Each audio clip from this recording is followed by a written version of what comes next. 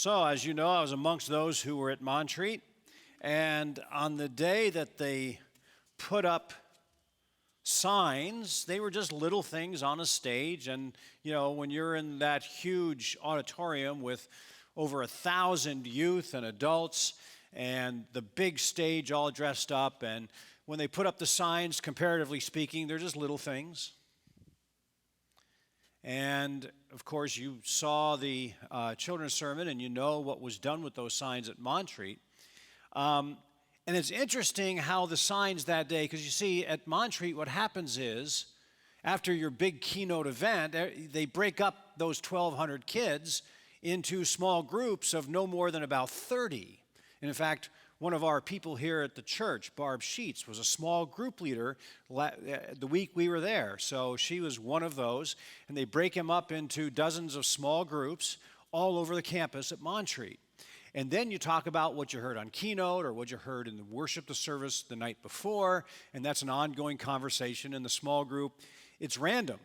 No one from the same youth group can be in the same small group. So everybody you meet in the small group is brand new, including adults. And they only let 2 or 3 adults in each small group because we'll mess things up.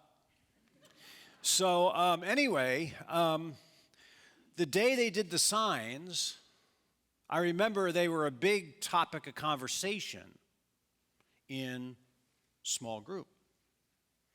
And the youth were talking about the signs and how each youth was able to kind of key into a sign because it triggered something in them. And a couple kids kind of put down their heads, and one kid in particular said, "Well, the divorce thing's really hard on me." And that's all he said. The group leader tried to get him to say a little more. He said, "No, And so I jumped in. And I said, when I was a senior in high school, 2 months before graduation, my parents decided to get a divorce. And I was the valedictorian of the class. I had to give the valedictory speech at the high school graduation. Biggest moment of my life up to that point in time. I said, and you know what I remember? I remember standing at that podium, looking at my father over there, my mother over there, living with the embarrassment of being the preacher's kid in town with mom and dad getting divorced. And in the biggest moment of my life up to that point in time, all I could think to myself was, this really sucks. And they got it. A small thing. But eyes got big in the room. And young people, and you know the statistics, half that room understood what I was saying. Of course, we turn the sign around and we recognize that there's hope. At another day in the small group, the keynote speaker had talked about his mother dying and what it felt like when he went through all that, and how close he was to her and how difficult it was not only for him but his whole family. We got to small group. Some of the kids just weren't connecting with that day. Some wondered aloud why he brought that up and what is that about, and the kids, there were kids who just weren't connecting. Till one girl spoke up, and she hadn't spoken much in small group up to that point. And she said, "Last year when I was here at Montreat, my mother died. And I really thought hard about whether or not I'd come back to Montreat this year, but I decided to come back. And for the first couple of days, it was all coming back to me, and I thought this was a mistake. This was a mistake. I shouldn't have come here. I'm feeling it all again." And then the keynote speaker today talked about his mother dying. And it made me feel better. That's a powerful moment. You know, all that was going on at that big youth conference and what the keynoter saying every day and the many things that he talked about, that was the one little thing that she was able to key in on. And it made all the difference. Little things, little signs, a little illustration in the midst of 5 major keynote addresses. And those are the things that connect with hearts and minds. So Jesus knew what he was doing when he gave those which are famous for being the shortest parables in the Gospels. Short little parables. I mean, he's got long ones in there too. But these short little parables were intentional. They cut to the chase without a lot of verbiage, just a sentence or two. He points to the worth of the smallest of all seeds, yet yielding the greatest plant. Or that little tiny bit of yeast that leavens the whole loaf, making it good to eat. Or that one pearl of great value that merchant sought for, and he decided it was so valuable, he gave up all of the rest of his wealth that he'd accumulated just to get that one pearl of great value. And we know that Jesus isn't talking about things here, although he uses things, everyday things, as his illustration. No, he's not talking about the things themselves, but rather the powerful witness of faith, the inherent value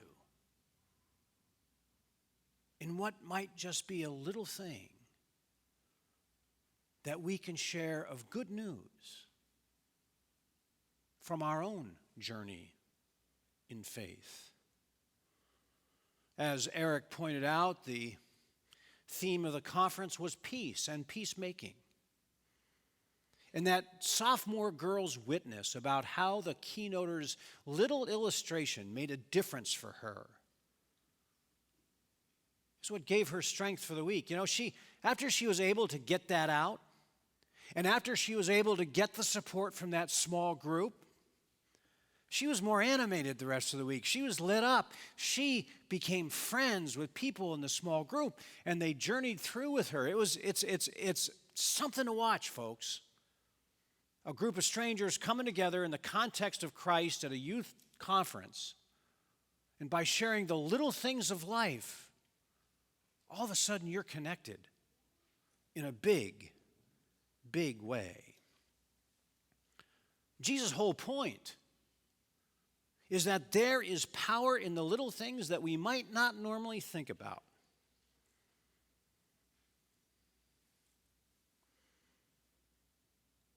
And there is power when we listen to those little things coming from others, their journey, their struggle, their success, their graces, their blessings. If we but pause and listen to the little things all around us, the things that count, it makes a huge difference. Because Jesus wants us to recognize that there is power in even the smallest witness of faith. And that's a huge challenge in society today, my friends. Just think about it. We live in a society that increasingly wants the big statements, the big proclamations, the big bang that everybody can hear out there. We spend our time these days scouring social media looking for that. You know, they had a rule in Montreat that if you're in keynote or you're in small group, you're not allowed to look at your cell phone. But when we were sitting in the cafeteria and all the youth were sitting around eating, this is the way it looked. And including me. We're scouring the social media for something, And what are we scouring it for? We're scouring it for something that will mean something to us. We scour the social media to look for some statement that is funny or important or even maybe profound. Good luck with social media and profound. Those two words don't go together. Just so we can read it and post it. But the most profound statement of the Montreat week that I heard, aside from some of the things we heard from our own youth and back home group at night, was when a hurting young girl told a group she just didn't know what was real at that moment. But by admitting it, opened the door to finding out. Think about what the Apostle Paul said to the Romans. It's so powerful in this context. The Spirit helps us in our weakness. The Spirit helps us in our weakness. You know, when we're strong, when we're full of ourselves, oh man, it's hard for the Spirit to break in. It really is. Our spirit's really rolling. And why do we need anything else? The Spirit of God gets in best at our smallest, our littlest moment in life, when we don't think we amount to much and we're struggling with it. And that is when the Spirit intercedes, meeting us in our weakness. I don't know about you, but I'm a public person. I'm a minister, and I've got some other public things going on in the life of our larger denomination. And so sometimes I've just got to stand up and be big and bold and loud. And I'm pretty good at that. I've always been that way. I grew up that way.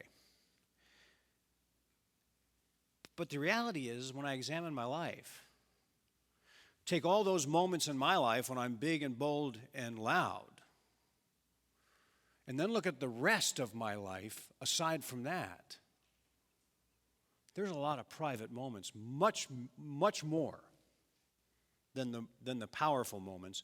There's a lot of little moments of insecurity, of a sense of weakness, of just wanting to be quiet in the face of a lot of loud things. And maybe part of the reason why I'm big, bold, and loud is to try to counteract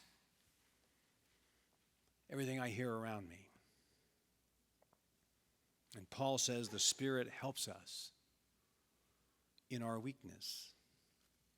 You know, I've always loved, and I think it ties in very well today, I've always loved the story of Elijah the prophet.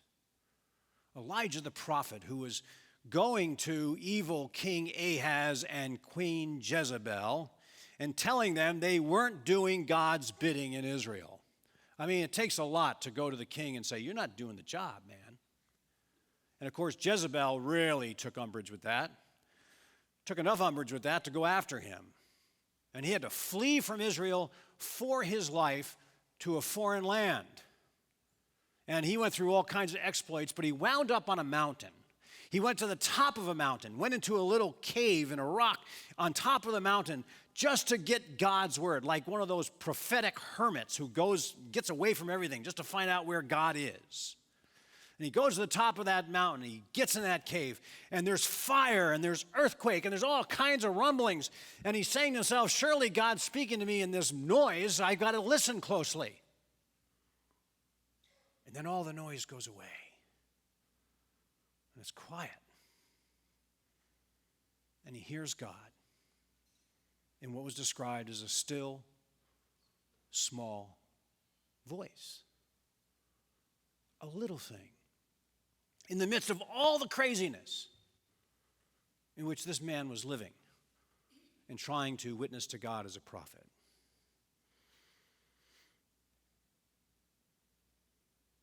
You know, in the infinite complexity of the cosmos, God is always searching out our hearts. Friends, let me say that again and think about what I'm saying. In the infinite complexity of this cosmos, everything that's out there, that universe that goes on, and all the science that tells us what it's made up of and what goes out there, goes on out there all the time, so much that even today, the best of scientists don't know it all. In the infinite complexity of that, God searches out the little things, our human hearts. And so, about 4 or 5 months ago, I get this inquiry from a Colombian seminarian about having an internship at our church. And of course, we had a history. She grew up as a grade school girl at my church in Palm Coast, knew the family well. Then they moved on because job requirements moved the family on. But here I hear back from this young woman now. Says, hey. And she didn't say, can you hire me as an intern? She said in the little email she sent, hey, do you know about any internships that may be down in your area? I thought that was great.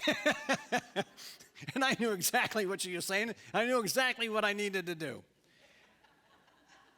But I also wondered, I said, comparatively speaking, summertime at this church is, compared to what we do all year long, summertime at the church is a very little quiet thing around here. There's not much going on. We take all of July off in terms of meetings. There's not a lot to do, and I was kind of worried. Well, if she comes as an intern, am I going to have enough for her to do? And then, of course, I came up with a brilliant plan. I remember this, and this is true about every parish I've ever gone to. When you first arrive at a parish as a new pastor, you sit around at your desk for 3 or 4 weeks asking yourself, what am I supposed to do? But as time goes on, something happens. Relationships build. Small connections are made. The thing grows. And before you know it, you never imagined yourself being so busy. And actually, if Bethany stayed here for 2.5, 3, 4, 5 more months, she would be so busy she wouldn't know what to do. Because already in 2.5 months, she's made those connections. She's developed those relationships. That's what the community of faith is about. From the little things that start in the human heart, we build a big witness to what faith in this world is all about. So now she heads back to seminary to try to figure out where God will ultimately lead her in ministry. And we lift you up in our prayers as you do that. But remember, and all of us remember, it begins with the little things. With the little connections we make, with the little relationships that we build in the context of the community of faith in Jesus Christ. And Paul tells us, all things work together for good for those who love God. Yes, all those little things that we're able to connect because the very Spirit of God is doing that for us. Loving God, loving each other as a result of God's love. In that, little things become big things. And friends, the rest, that's just details. Thanks be to God. Let us stand and say what we believe.